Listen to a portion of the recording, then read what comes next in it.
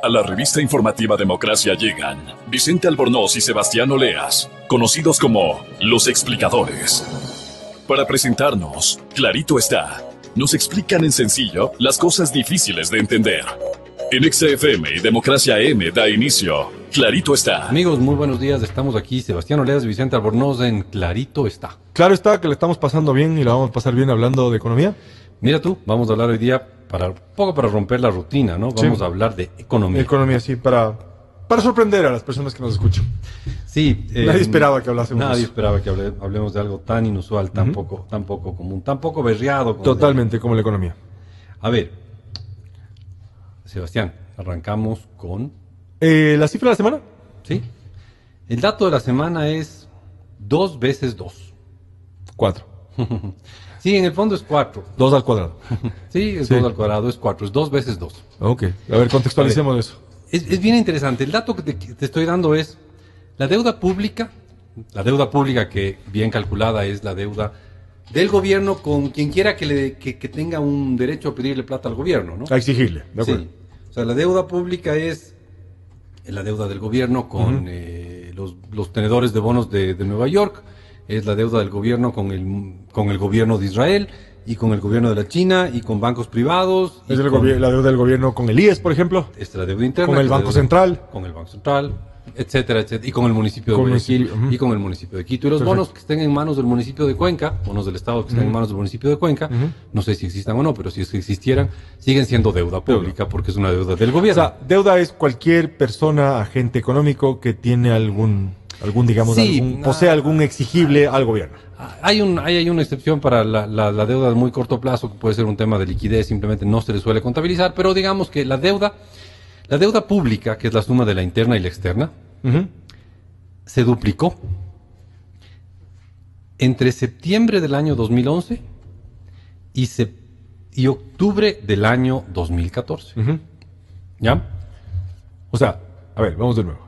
Entre septiembre de 2011, ya vamos a hablar por qué es tan importante esa fecha, y octubre de 2014, la deuda pública se duplicó. Claro, y ahí, antes de salir al aire, te había dicho que contextualizáramos un poco, si habría que recordar que en el año 2008-2009 decidimos no pagar la deuda, si bien podíamos pagarla. Pero lo importante es que decidimos no pagar la deuda y después nos endeudamos un poco, pero en septiembre de 2011, la deuda pública estaba, después de haber bajado y subido, pero estaba básicamente al mismo nivel que cuando Rafael Correas llegó al poder. Perfecto. Entonces, septiembre de 2011 la deuda era el mismo tamaño que mismo número de dólares, digamos, que cuando Rafael Correas llegó al poder. Y de ahí hasta octubre de 2014, ¿ya? 3 años y un mes, se duplica. Y y lo especial del periodo entre septiembre de 2011 y octubre de 2014 es que es un periodo de precios del petróleo increíblemente altos. El precio del petróleo estuvo todo el tiempo entre 95 y 100 dólares. Casi todo el tiempo entre 95 y 100 dólares. Y si ustedes recordarán, en muchos de nuestros programas hemos demostrado hasta el cansancio que ese ha sido el precio más alto históricamente, ¿no? Sí, claro. O sea, no hay comparación. Hasta música le hicimos. Pusimos una canción, Vicente, sobre todo aquí, que es el talento musical del programa. Sí, es que eso le puedes llamar talento. Al talento, al final del día. Y básicamente, precios los más altos de la historia petrolera de Ecuador. Pero lo interesante es que, sí, más un poco antes el precio del petróleo, por abril del año 2011, ya llega a los niveles de 100 y se queda en este nivel hasta octubre de 2014. Claro. O sea, desde comienzos del 11 hasta fines del 14, el precio del petróleo se queda, pero casi, con una estabilidad impresionante, inusual, se queda alrededor de los 95, 100 dólares. ¿Te puedo decir algo? Supongo. Me molesta. ¿Te molesta? Me molesta, claro. ¿Por qué? Me molesta porque teníamos una época y un contexto, digamos, de ingresos petroleros extraordinarios. Inusuales. Extraordinarios. Y aún así, tuviste el talento, y póngase talento entre comillas, sí, claro, para duplicar la deuda pública. Sí, lo interesante es que la deuda pública se duplica. O sea, digamos, a septiembre de 2011 la deuda estaba casi al mismo nivel que cuando Rafael Correas llegó al poder. ¿Ya? Y se duplica entre esa fecha y octubre de 2014. Okay. Que es la época del precio del petróleo altísimo. Que está alrededor de 100 dólares. Voy a tomar una licencia. ¿Precios del petróleo a lo bestia? Sí, ok. ¿Precios del petróleo no sé si es una categoría económica de análisis. Bueno, no importa, pero ¿precios del petróleo a lo bestia? Sí. Y endeudamiento a la bestia también, porque duplicaste el endeudamiento en ese petróleo. Correcto. En ese periodo. Sí. Ok. Em, Pero no se acaba ahí la historia. No, no ¿cierto? se acaba Porque ahí la dijiste historia. 2 veces 2. Recién Sí. vamos por 2 veces. Y básicamente se vuelve a duplicar. Se vuelve a duplicar entre octubre del año 2014 y mayo del año 2017. O sea, cuando ya empieza a caer el precio del petróleo, los últimos 2 años y medio del gobierno de Rafael Correa, se vuelve a duplicar la deuda. Ya. Pero ahí, Entonces, bueno, claro, se duplica el doble, ¿no? Entonces crece mucho más. o sea, a ver si quisiéramos ponerle números, digamos. Sí. Ya. En 2011 había 10, para el No, en 2014 realidad había tenías 13. 20. No, en realidad ya. había 13. Para el 2014 tenías 26 Sí, más o y menos. para el 2017 ya tenías 52. Correcto. Eso básicamente. Esos son básicamente los números de la deuda, en números redondos, ¿no? Ok. Entonces, la deuda entre septiembre de 2014, entre septiembre de 2011, que es cuando empieza a endeudarse el país con locura. A pesar de tener los precios más altos del petróleo. Claro, los precios más altos de la historia, que se quedan altísimos durante un largo tiempo. 3 años. Sí. A ver, entonces, a pesar de eso, la deuda se duplica durante el precio del petróleo altísimo, ¿no? Entonces, de septiembre de 2011 a octubre de 2014, que es cuando el precio del petróleo está espectacularmente alto, casi todo el tiempo sobre los $95 del barril, en ese periodo se duplica la deuda. Y en octubre de 2014 es cuando empieza a caer el precio del petróleo. Y ahí la deuda, en números redondos, vuelve a duplicarse. Claro, termina siendo 4 veces lo que era septiembre. Con lo que 2011. arrancaste en septiembre. Claro. Entonces, si tú ves de septiembre 2011 al último mes de Rafael Correa, que es mayo 2017, se multiplica por 4 la deuda. La primera duplicación es cuando el precio del petróleo era alto, y la segunda duplicación, que obviamente es el doble del doble, ¿no? La segunda duplicación es cuando el precio del petróleo estaba cayendo o ya bajo. Entonces es interesante porque la deuda tiene 2 momentos. La primera duplicación, con precios del petróleo altísimos, y la segunda duplicación Con precios de petróleo precios deprimidos. del petróleo deprimidos, bajos, cayendo, etcétera. ¿Sabes qué? Quisiera dedicar una canción a Rafael Correa. Por Dios. No sé, una de dos. Te pregunto, ¿qué le va más? ¿Has escuchado esa canción de Willy Colón que dice talento de televisión? Talento de ¿Televisión? televisión. ¿No? No tiene talento. No pero es tiene buena talento, moza. pero es la voz, claro. Ya. Podría ser. Bueno, ahí estamos. O, si no, maquillaje de Mecano. También. Podríamos dedicarle ese par de temas, ¿no es cierto? Sí. Pero lo Hay interesante. que tener talento para hacer eso. Hay que tener talento te sobra para- la plata, Sí, duplicas la deuda. Te Sí. falta la plata, vuelves a duplicar la deuda. correcto. Muy bien. Quizás a eso se refería con lo de la mesa servida. No creo ¿No crees? que llenar A lo, el país mejor de es deuda. a lo mejor es un maestro de ironía. Llenar el y no país hemos de deuda. entendido nosotros. Llenar Viste un que somos país de- limitados. Bueno, sí, eso sí es verdad. Y la ironía Que es para gente inteligente. Que somos limitados es un hecho. Y eso ni siquiera es irónico. Ni verás. siquiera es irónico. Esto lo Ni estamos la frase de que no es ni la- irónico. exactamente. Pero el punto central es, la deuda tiene 2 momentos, ¿no? La primera duplicación es justo cuando los precios del petróleo están espectacularmente altos. Ya. Y la segunda duplicación es cuando los precios del petróleo empiezan a caer. Perfecto. ¿Nos podemos poner bíblicos aquí? Supongo que sí. Vacas gordas, vacas flacas. Ah, las famosas vacas, ¿no? Claro. Cuando las vacas estaban gordas, te comiste las Te vacas. comiste las vacas y te endeudaste. Y pediste prestados vacas para el asado. Correcto. Y las vacas, las que te sobraban, se pusieron flacas. Sí. Y volviste a pedir prestado vacas para seguir con el mismo nivel de asado. Básicamente. ¿Viste que la mesa sí estaba servida? Comimos Claro. asado todo el tiempo. Exactamente. Entonces, el dato de la semana es 2 veces 2. 2 veces 2. Y en realidad eso te da 4. Claro. Y eso es como crece la deuda pública. Bien calculada, ¿no? O sea, sumando O sea, todo. no la versión edulcorada que te presenta No. El que te presenta el gobierno. el gobierno. ¿Podría mencionar a alguien que presenta del gobierno? No, pero realmente el presidente Moreno nos habla de una deuda de alrededor de 55,000 No, millones de yo me dólares. refería a Pavel Muñoz, que encabeza la comisión. Él dice que la deuda es menos, que no estamos Correcto. totalmente equivocados. Pero digamos, el dato de la semana, insisto, es 2 veces 2. La primera duplicación de la deuda es cuando los precios del petróleo eran increíblemente altos, ¿no? Ya.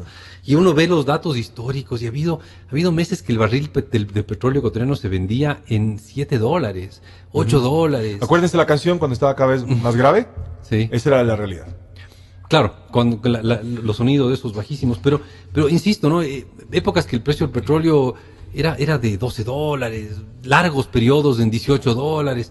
y de golpe tienes un periodo con el precio del petróleo a $100 por barril y además con más petróleo porque tenías todo lo del segundo oleoducto. Y de golpe tienes una época de mucho petróleo a precios muy altos. Un chorro de dólares impresionante. Pero en ese periodo, que es justamente 2011, 2014, duplicas la deuda. Sería que estabas en ese momento aprovechando para hacer crecer tu base clientelar. No, yo tengo una teoría un poco más compleja, Dale. pero solo termino la idea, ¿no? Y después tienes en los siguientes años, desde fines del 2014, en que empieza a caer el precio del petróleo, hasta que termine el gobierno de Correa, una nueva duplicación de la deuda. Porque la deuda termina, y ese dato todavía no tenemos el dato oficial corregido, algún día lo tendremos, quizás no ahora, quizás no en unos meses, pero algún día lo tendremos. Había ese una dato vez... está alrededor de 53 mil millones de dólares, y es básicamente 4 veces más de lo que había en septiembre de 2011. Perfecto. Entonces, con este dato la semana, que es 2 veces 2, y es la evolución de la deuda, les dejamos y volvemos luego de una corta pausa. Pero no se olviden, Produbanco, Grupo Promérica.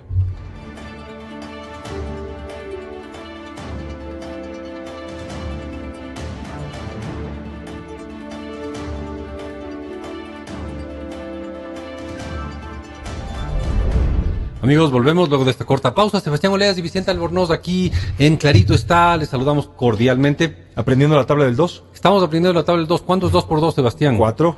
¿En cuánto creció la deuda pública entre septiembre de 2011 y mayo de 2017? 4. Muy bien, Sebastián entendió. Y habíamos dicho... 2 por 2. Perfecto. Creo que es de las tablas más fáciles. A mí me gustaba cuando Sí, aprendí de memoria, sí, las sí. más fáciles. 2 por 2, 4. Exacto. Y la primera vez que se multiplicó por 2 la deuda fue cuando los precios del petróleo eran altísimos, y la Que segunda dijimos, vez que precios- se volvió a duplicar, pero se duplicó el doble, ¿no? Precios a lo bestia, cuando los 2011, 2014. Y después, cuando caen los precios, se vuelve a duplicar, la pero deuda. claro, se duplica sobre el doble. Y claro, a ver, aquí voy a mandar una pregunta hipotética y totalmente... Muy bien. Adelante. ¿Qué hubiese pasado si parte de esa bonanza petrolera se hubiese ahorrado? ¡No! ¿Horrible? No. No, pero Sebastián, por favor, tú sabes que aquí No podemos hablar de ahorro. estaba prohibido hablar de ahorro. Verdad. Ahorrar era una... ¿Cómo es lo contrario a una virtud? Era un vicio. Un era vicio, defecto. claro, Era un el defecto vicio de del los- ahorro. Sí, por favor. Entonces podrías tomar el sílice y azotarte. Perdón a los menores de edad que han Claro, oído hemos estas dicho palabras ahorro, feas. les pedimos, por favor, la SECOM, ¿cómo es la? Discúlpenos, La Cordicom discúlpenos. y todas esas cosas que existen, no queríamos ofender. Yo sé que esto es un horario para Sí, puede para haber niños menores. oyeron la Sí. palabra ahorro, Sí, Sebastián, horrible, por favor. terrible, o sea, terrible. Perdón, entonces Este programa no puede tener malas palabras. no puede tener malas palabras, es correcto. Pero sí, supongamos Me que deja- hubiera pasado esa cosa pecaminosa que tú insinúas. ¿Qué hubiera pasado si se ahorraba, no? Quizás no tenías la necesidad de duplicar la deuda, pues. Mira tú. Por ejemplo, ¿no es cierto? Y quizás en esta situación no estarías pensando, bueno, ¿y cómo voy a hacer para pagar lo que se me viene? A propósito del programa que tuvimos hace 2 semanas atrás, cuando hablamos del presupuesto, cuando dijimos que probablemente se necesita cerca de 8 mil millones de dólares para empezar a ahorrar tus créditos. Claro, pero ahí hubieras tenido que tener un menor gasto público para ahorrar. Claro. Claro. Yo te interrumpí y me dijiste que tú tenías otra teoría de por qué pasó esto. A ver, lo que pasó fue lo siguiente, esa es mi teoría. Dale. Básicamente, desde el año 2005, desde la presidencia de Alfredo Palacio, desde que Rafael Correa es ministro de Finanzas, empieza a crecer el gasto público. Perdón, no. Empieza a crecer el precio del petróleo. Ya.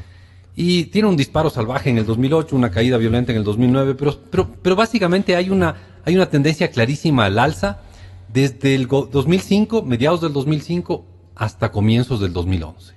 ¿Ya? Es como, sí, hay un disparito ahí y una caidita, pero básicamente del 2005... Hay un blip en 2009. Sí, 2008-2009, pero básicamente tú ves un crecimiento del 2005 al 2011 constante hasta que se estabiliza el precio del petróleo, que había estado en 20, 25 dólares en el 2005, se estabiliza en números redondos, 100 dólares. Wow. Claro, el gobierno se acostumbró a tener no solo un precio del petróleo alto, sino un precio del petróleo creciente. ¿Ya? Ahuyentó a toda la inversión privada. Y Porque entonces, básicamente podía darse lujo. sobrarse, decir, ¿sabes qué? Yo me la puedo solo, ¿no es cierto? Y no Claro. necesito de ustedes. Yo no necesito de empresas privadas. Claro. Y empezó a gastar muchísimo dinero y eso hizo que la economía, sí, en realidad, florezca, pero porque tenía una cantidad enorme de dinero. Y apostaba a que el precio siguiera subiendo. O sea, esa probablemente esa fue la apuesta. Supongo, ¿no? Supongo que... O a lo mejor teníamos a los economistas prendiendo velitas de la noche y rezando que por favor siga creciendo el precio del petróleo. Pero hubo un momento en que el precio del petróleo dejó de crecer. Y ahí empezaron los problemas. Pero fíjate lo que es, ¿no? No era necesario que el precio del petróleo caiga. Solo que deje de crecer. Solo que deje de crecer. Y deja de crecer a comienzos del 2011. Y para fines del 2011 el gobierno se da cuenta que estaba pasando algo terrible. Ya. Tenía la misma cantidad de ingresos que 6 meses antes. Pero su gasto seguía No, pues, creciendo. y se daba cuenta que necesitaba que el gasto crezca para seguir siendo popular. Para seguir siendo simpático, ¿no es cierto? Entonces, ya no había cómo sacarle plata al petróleo. Se estaba subiendo los impuestos, pero los impuestos no te crecen violentamente. Nada más que los impuestos en cierta forma se acompañan de cómo se mueve la economía, ¿no es cierto? Sí, pero en todo caso no había No cómo crecen al exprimir mismo ritmo, mucho ¿no es más cierto? de ahí.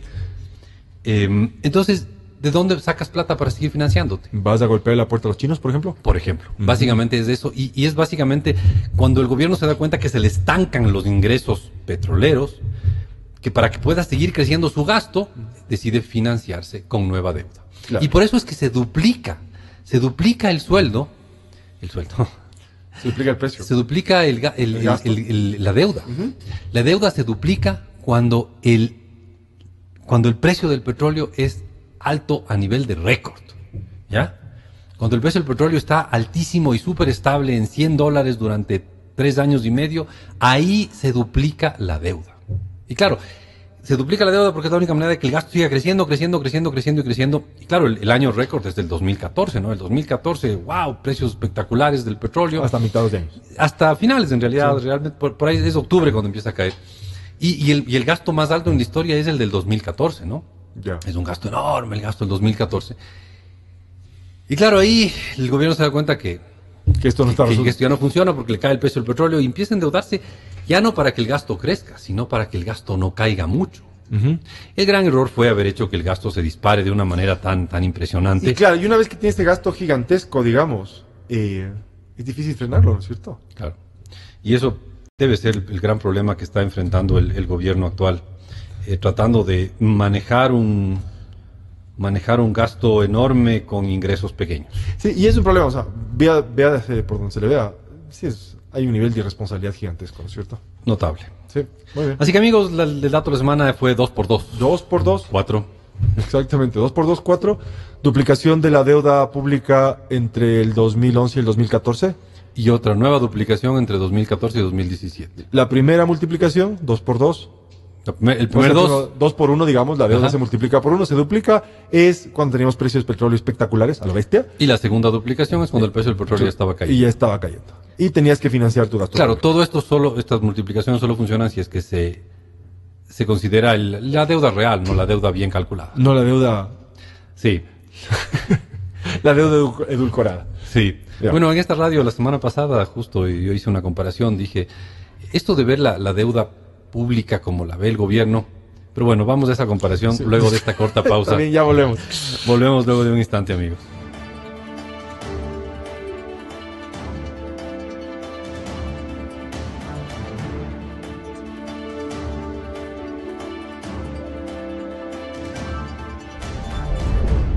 Amigos, volvemos, estamos en Clarito Está. Sebastián Oleas y Vicente Albornoz. Y como habrán notado, multiplicamos por 2 los segmentos del dato de la semana y multiplicamos por 4, no nosotros, sino el gobierno. La deuda. La deuda. Entre el 2011 y el 2017. se 2 multiplicó por 2, cuatro 4, la eso fue nuestra cifra de la semana. Sí, señor. Y creo que tú querías hacer esta Sí, comparación. Yo hice una comparación justo en esta radio la semana pasada, en que, a ver, el gobierno cambió la definición de deuda pública, ¿no? Y decidió que no iba No a es que la pagó, sino que solamente No. quiso definirla de otra forma. Exacto, entonces dijo que la deuda del gobierno a otras entidades del sector público, ya sean el IES o municipios o Banco Central, como que no contaba, como que no existía. Es más, el ministro dijo que era como deberle a la esposa, ¿no? Eso dijo el ministro. ¿Verdad? Y yo me indigné esa vez, ¿te acuerdas? Sí, pero bueno, yo conozco algunos amigos que las peores deudas que tienen Es son con con la las esposa. esposas. Perfecto. Y ellos sí les pagan las deudas a las esposas. Sí, si no les pagan es Claro, un drama. Preferible claro. no pagarle al banco, sí pagarle a la esposa. Claro. ¿no? O sea, el embargo de la esposa puede ser más grave. Sí, bueno. además con más información, etcétera, etcétera. Pero no, lo que iba es, hubo esta redefinición de lo que es deuda, ¿no? Sí. Y no, la deuda bajó de 35 a, A 26. algo así como 23, 24, 26. en esa época, ¿no? Ajá. Entonces, bajó Mágicamente. mágicamente, bajó sí, un montón de millones de dólares. Y acuérdense Un montón de que miles de hay una, millones de digamos, hay una restricción legal que dice que no puedes endeudarte más allá del 40%. O sea, tu relación Claro. deuda-PIB no puede exceder el Pero- 40%, ¿no es Pero cierto? esta redefinición de la deuda es bien rara, ¿no? Es más o menos como... Verás, imagínate, Sebastián, y esto es un ejemplo que di yo en esta radio la semana pasada. Imagínate que el médico te dice, te ponen en dieta. Ya. Y te dice, economista Oleas, usted solo puede comer 1000 calorías al día. Ya. Ingesta de 1000 calorías por día. Sí. Violenta. Entonces tú dices, ya, yo sé, es una dieta fuerte. ya. Hipocalórica total. Ya. Sí, muy bien. Entonces tú dices, ya, sí, claro, doctor, entonces yo voy a definir las calorías que consumo al día, van a ser solamente las calorías de la sopa.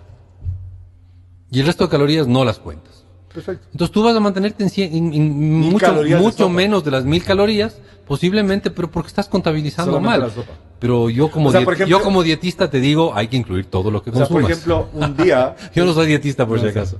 Un día, por ejemplo, puedo que no comer sopa Tienes 0 calorías y consumidas. haber mandado una pizza entera familiar. Claro, y el postre y el segundo y el cafecito y todo, no, solo la sopa, Sopa. cuenta Como como, no consumí, hoy día de hoy como deuda, no tengo como un- deuda, como caloría, ¿no? Tengo un déficit de calorías, ni siquiera he ingerido las 1000. Exacto. Entonces, un poco así se puede decir que es el recálculo de la deuda. Por eso es importante que esto del 2x2 solo cuadra con el cálculo bien hecho de la deuda, ¿no? En que, O sea- en que pasa de 13.000 millones de dólares en el 2011 la deuda a 27.000 millones más o menos en el 2014 la deuda y a 52.000 millones de dólares en el 2017 la deuda.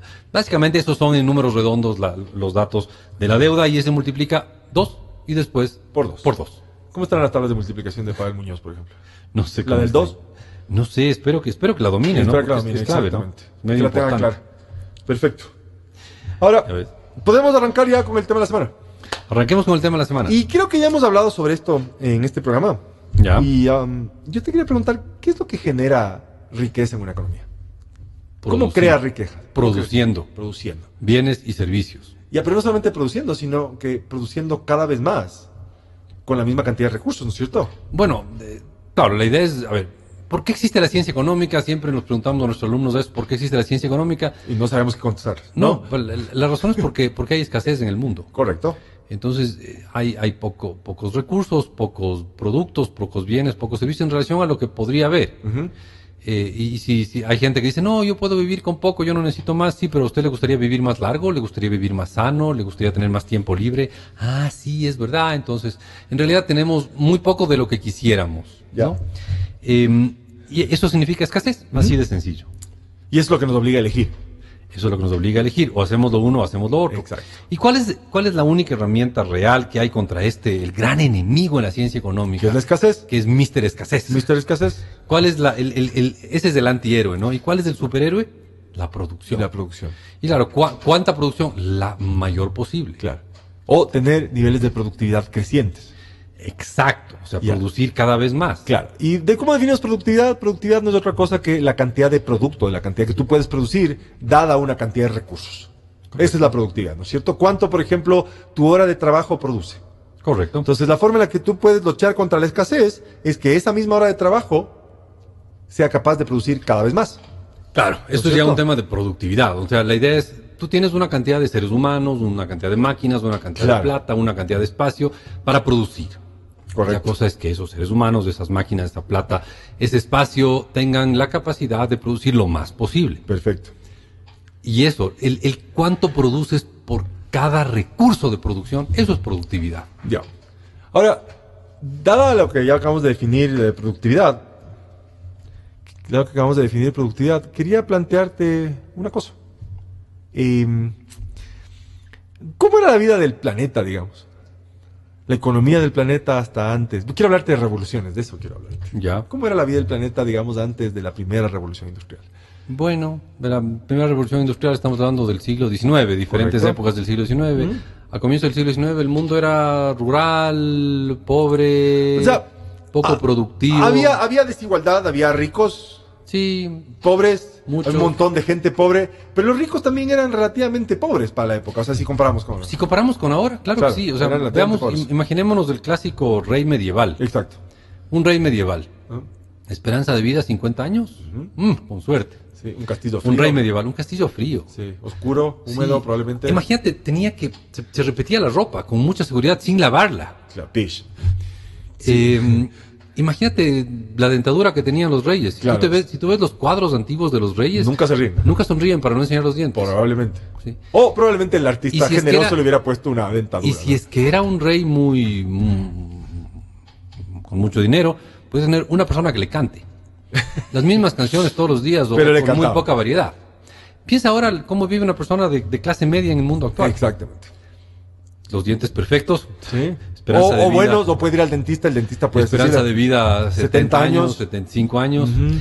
En un canal de YouTube o de Spotify o O de lo tú que mismo, voy a sonar súper antiguado, tu MP3 player. sea. O hasta tienes CDs, Tienes pero CDs, tienes claro. centenares de canciones y Exacto. no tienes miles de canciones que escuchar. Puedes cambiarte ropa todos los días probablemente. Puedes Puedes ponerte lavar tu ropa limpia todos los días. Imagínate lo que es esto. O sea, el mundo ha dado un salto enorme. Sí, exactamente. Enorme, enorme, enorme. Y por esto quería hablar de las revoluciones industriales. Y hay ciertas ideas, no ciertas ideas. Hay una certeza de que estamos viviendo la cuarta revolución industrial. Y vamos a hablar de 4 revoluciones industriales luego de una corta pausa, pero no se olviden, ¿Grupo amigos. Banco? Grupo Promérica.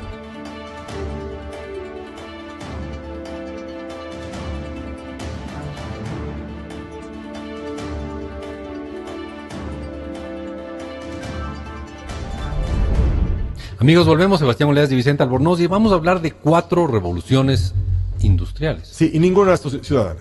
Ninguna ciudadana. De eso ya hablamos. Ya antes sí en el hablamos programa. antes. Son 4 revoluciones industriales que han cambiado la capacidad de producir del ser humano. Claro, básicamente en todas estas revoluciones industriales se han producido saltos en la productividad. Y el salto en la productividad han permitido que la sociedad tenga más riqueza y que la calidad de vida suba en promedio de todos los habitantes.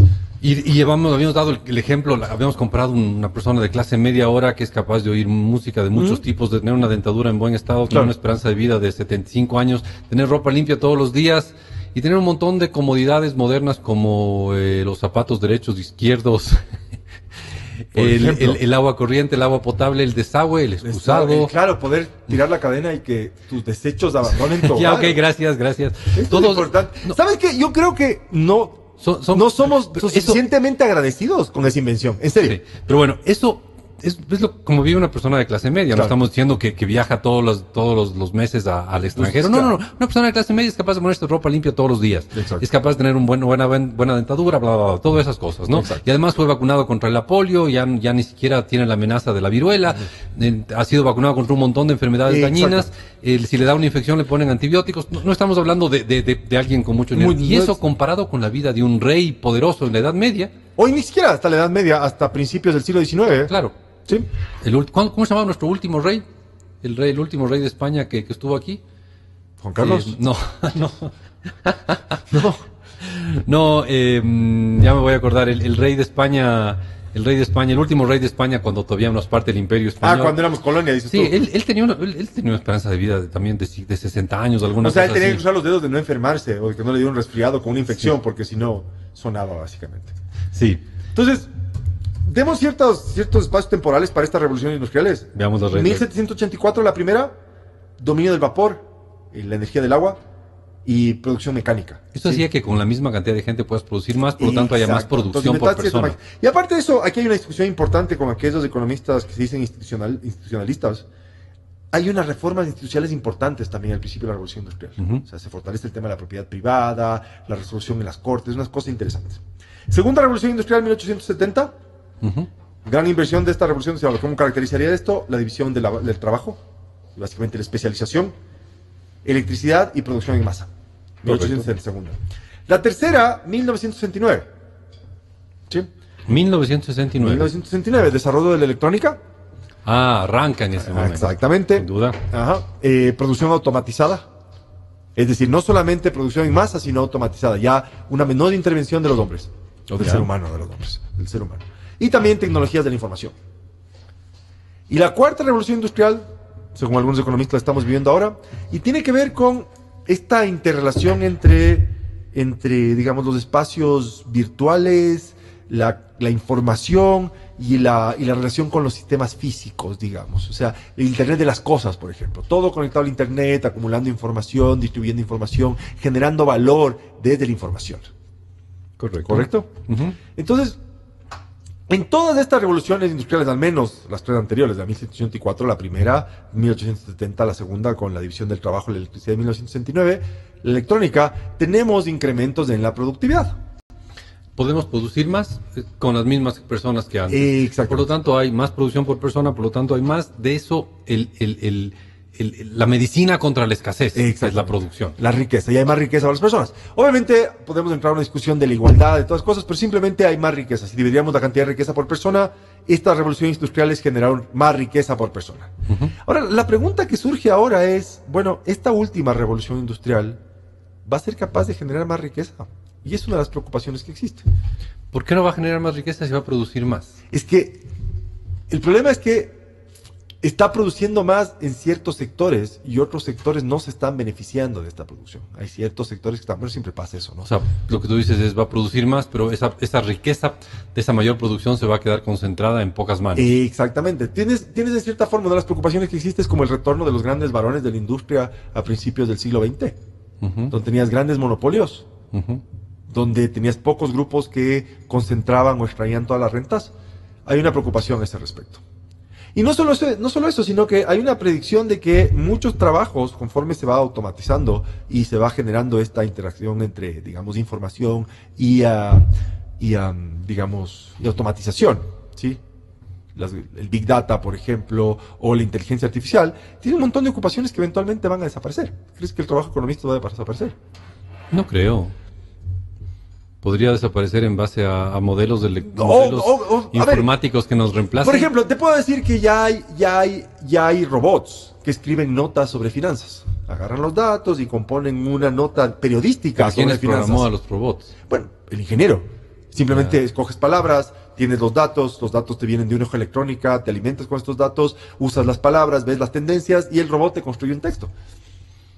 A una fracción del costo de lo que le hubieras tenido que pagar un periodista. Por ejemplo, un periodista especializado en economía o en especializado en finanzas. Sí, claro, y que le hubieras tenido que educar, etcétera, etcétera. Exactamente. Pero todas las revoluciones industriales han generado ganadores y perdedores, pero al final generan más riqueza y al final la sociedad acaba beneficiándose. Claro, pero aquí quisiera mencionar a un economista de apellido Gordon. ¿Ya? Sí, un economista de la Universidad de Chicago. Sí. Robert Gordon. ¿sí? Se dice el auge y caída del crecimiento norteamericano. Y básicamente lo que hizo este señor agarró y miró la productividad a lo largo del tiempo desde la guerra civil en Estados Unidos hasta la actualidad. Ya, o sea, la productividad es cuánto producía cada persona que estaba trabajando. Y claro, y él descubre, con preocupación, que básicamente la productividad crece en estas distintas revoluciones industriales a partir de la guerra civil. Pero a partir del año 96, 97, tienes una caída sucesiva de la productividad. Ya. A pesar de que tienes incorporación, por ejemplo, de tecnologías de la información o esta última revolución industrial, que es esta vinculación ciberfísica de la inteligencia artificial, si quieres. Tienes una caída de la productividad. Entonces, si hay una caída de la productividad o deja de crecer la productividad, lo que vas a tener eventualmente es gente más pobre. Vas a tener más gente pobre. Exacto. Gente más pobre y más gente pobre. Estás tú presentando un futuro un poco preocupante. Correcto. De la aplicación de las nuevas tecnologías en la producción, en las nuevas tecnologías, las que realmente están innovando este rato el mundo. Exactamente. La preocupación de este señor Gordon es decir, bueno, estas nuevas tecnologías que prometían incrementar la productividad no lo están haciendo. Tu teléfono celular no incrementa tu productividad. Las redes sociales no incrementan tu productividad. Más bien las reducen. Exactamente. Y es un poco la preocupación. Y estas redes sociales y tu teléfono celular están generando un montón de información para un grupo reducido de personas. Ok, que sí están beneficiándose. ¿Qué están beneficiándose de esto? Bueno, amigos, les dejamos con esta curiosa inquietud y la inquietud adicional es, Vicente, ¿dónde va a quedar el Ecuador en esta cuarta revolución industrial? Pues, ¿dónde quedó en la tercera? Bueno, parecería ser que es una revolución industrial en la cual los beneficiados van a ser los que controlan el conocimiento. Exactamente. Entonces, ¿cuán bien estamos en una sociedad para enfrentarnos a los retos y a la competencia de la sociedad del conocimiento? Correcto. ¿O seremos para siempre? Te puedo dar unos trabajos de los cuales es altamente probable, ya que nos tenemos que ir, que es altamente probable que se destruyan gracias a la automatización. ¿Ya? ¿Economistas? No, por suerte todavía. Televentas. Ya. Preparadores de impuestos. Ya. Valoradores de impuestos. ¿Sí? Ya. ¿Cómo se llama? Árbitros de deportes. Sí. Secretarias legales. personas que te atienden en los restaurantes, servicios restaurantes, vendedores de bienes raíces, contratistas o mano de obra agrícola, eso va a desaparecer, ¿sí? Secretarios administrativos y mensajeros y correo. Los que son menos probable que desaparezcan, con muy baja probabilidad. Poetas. No tengo eso. Pero, por ejemplo, los especialistas de salud mental. Y trabajadores sociales que vinculados vamos a un mundo en el que solo vamos a tener estar todos locos. Claro, los coreógrafos es poco probable que desaparezca la publicidad.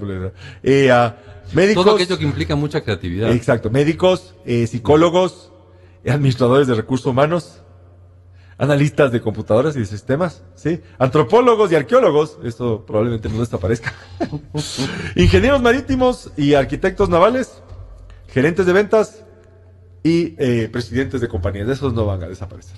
Ok, va a ser un mundo en el que va a estar concentrado. Exacto. La riqueza podrá estar concentrada en quienes manejen bien el conocimiento y la creatividad. Si estás pensando en nueva carrera, Muy psicólogo y psiquiatra puede ser una alternativa. Interesantísimo. Muy bien. Interesantísimo dato. Por cierto, el último rey que tuvimos nosotros fue Fernando VII de España. Sí. Discutible cuánto tiempo fue rey aquí, fue quizás muy a distancia, pero en todo caso, él murió antes de los 50 años de edad. Vida corta. Vida corta. Muy rico, pero vida corta. Sí. Amigos, les dejamos. Ha sido un gusto estar con ustedes. Hasta la próxima semana. Nos vemos. Muchas gracias.